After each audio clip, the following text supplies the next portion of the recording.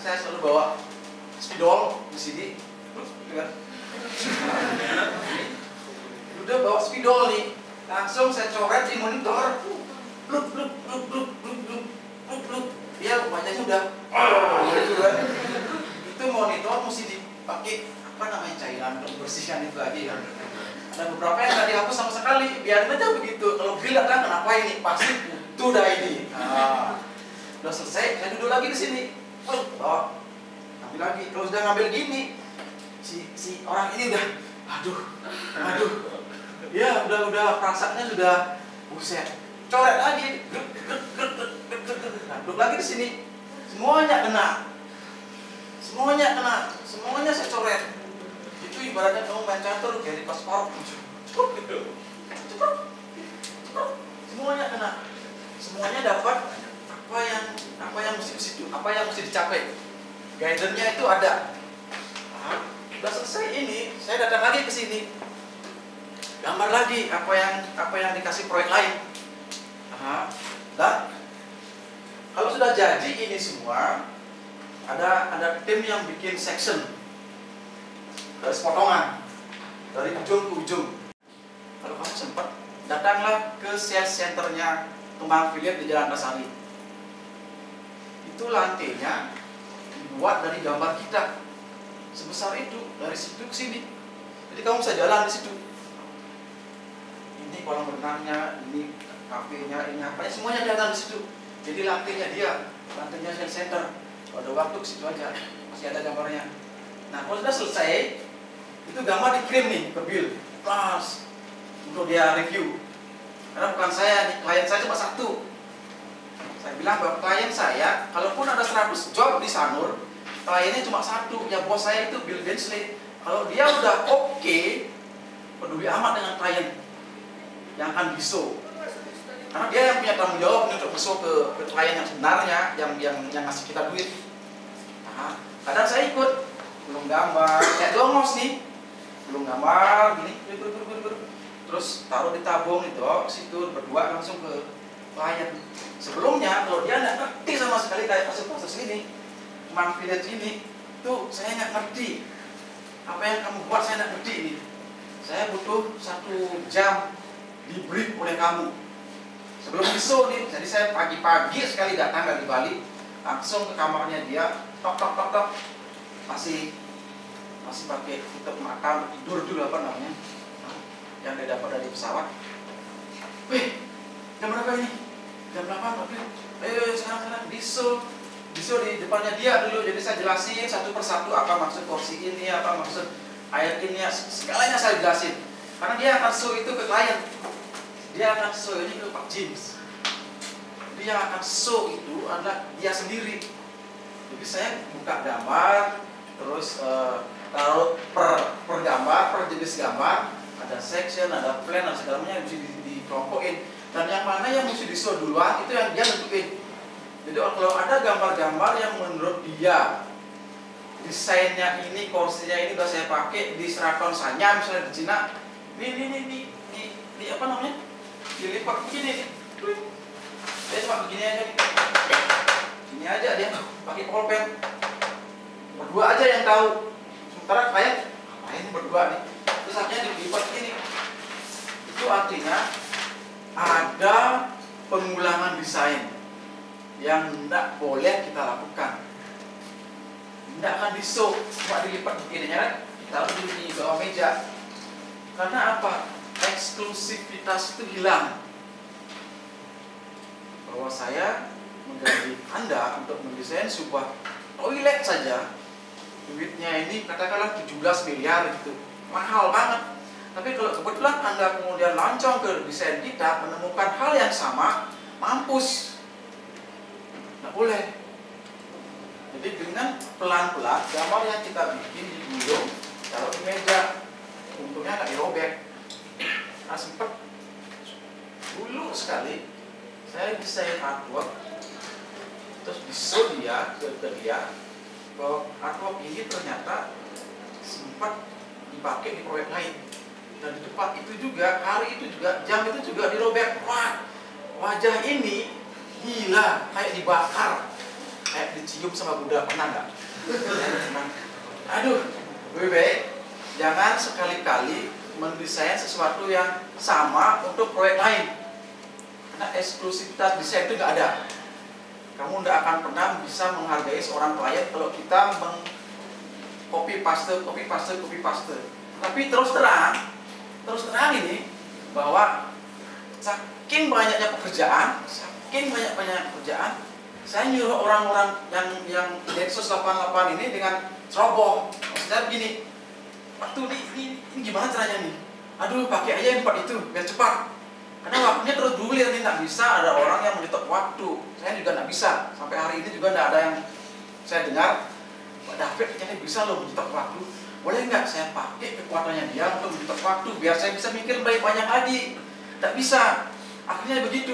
Tolong pakai itu dulu, nggak apa-apa, pasang. Tapi saya kaburin, saya ginikan, saya twist lagi, saya pijit lagi biar berubah sedikit aja. Udah, masukan. Karena saking banyaknya semuanya datang ke otak ini, saya bisa mampus loh. Harusnya 2 hari lagi mati, sekarang mati gara-gara itu. Untuk menghindari yang begituan, akhirnya saya mesti memakai sesuatu yang sama. Saya pakai ini, tapi saya jungkilkan. Dulunya begini, sekarang begini. Beda bos, saya bilang gitu. Yang proyek itu begini, yang sekarang di sini. Beda kan, ini sekarang lihat di bawah, dulunya di atas. Oh iya benar juga, pakai di show. Karena saya udah saking stuck, benar-benar stuck. Nah, itu cerita saya dari yang beginian menuju kayak apa.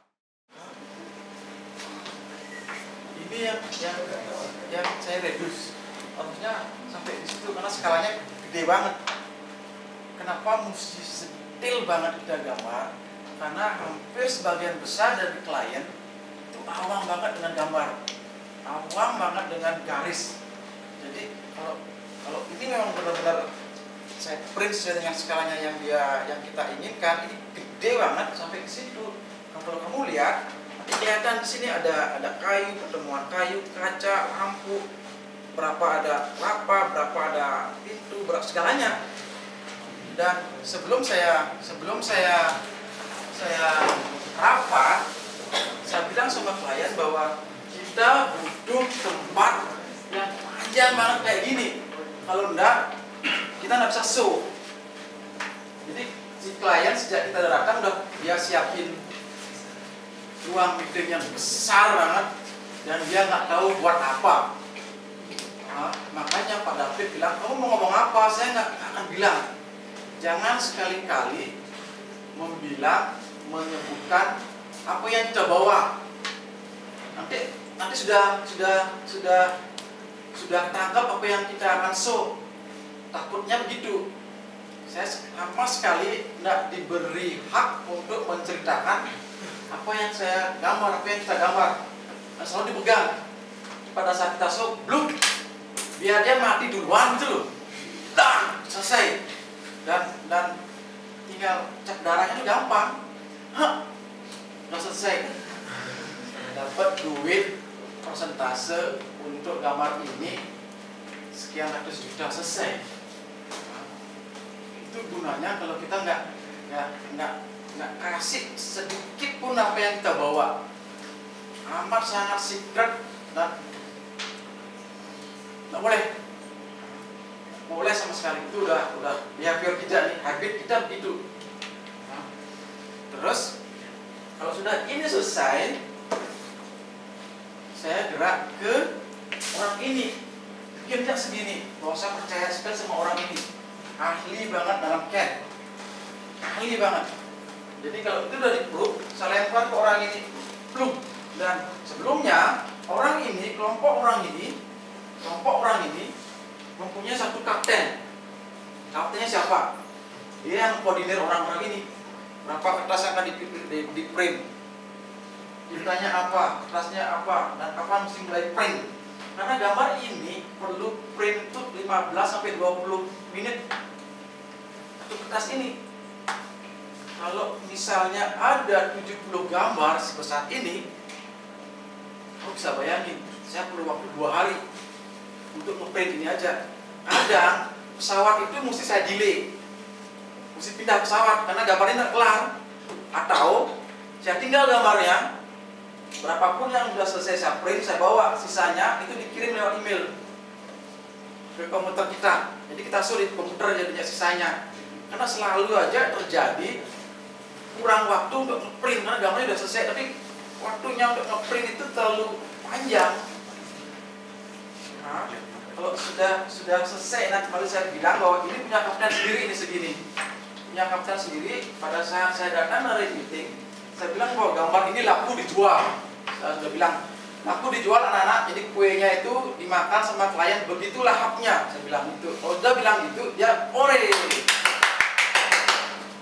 Saya bilang sama orang kaptennya, kamu sekarang pindahin barang ini ke Didi. Jadi misalnya Mas Gak ini akan ketemu dengan kapten untuk Didi, desain development. Jadi dia ceritain semuanya ini. Itu artinya ada sesuatu yang jatuh, ada pelimpahan ilmu. Ceritanya itu ceritain semuanya. Dan saya datang di belakangnya, mendengarkan bener nggak apa yang dia ucapkan cocok dengan apa yang saya bilang ke dia. Kamu pernah dengar nggak? Pernah nonton TV nggak yang satu begini ini? Saya bilang, nah ini bilang itu. Tapi yang di situ itu bisa nggak cocok dengan yang di sini, itu loh. Pernah nggak ada quiz yang kayak gitu di TV?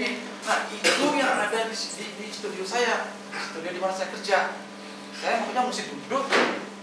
Orang ini menceritakan ke 20 orang arsitek tentang ilmunya, tentang BRA-nya apa, dan segalanya diceritakan oleh orang ini ke 20 orang ini, biar benar-benar dapatnya 10, keluarnya 10. Jadi kamu dapat 10 ilmu yang mesti kamu develop, dan tidak fix ini. Yang digambar di sini nggak fix. Kamu yang punya hak, untuk yang punya kewajiban untuk mendesain development, punya hak 100% untuk merubah dalam artian DNA-nya nggak boleh berubah, bentukannya boleh, asal ada alasan. Nah, kalau sudah selesai ini diselesaikan, 120 orang ini kemudian akan memproduksi 50% desain development, 100% desain development. Orang ini yang nganggur ketemu lagi dengan proyek ini. Ini saya kasih lagi, loh, dia masak lagi. Saya bilang masak, dia masak lagi nih. Maka kalau sudah masak lagi, orang ini udah selesai. Saya bawa ke terbang. Pak itu ini 50% desain development. Tolong dicek, saya cek, kalau sudah oke, saya gulung lagi, saya terbang. Entah di mana proyek itu berada, saya terbang situ. Datang, sudah dicek darat, loh. Saya pindah lagi, bawa ke sini, bahwa orang-orang ini akan nanti memasaknya jadi construction drawing. Nah, setelah gambar ini selesai, begitu lagi, lingkar gini lagi.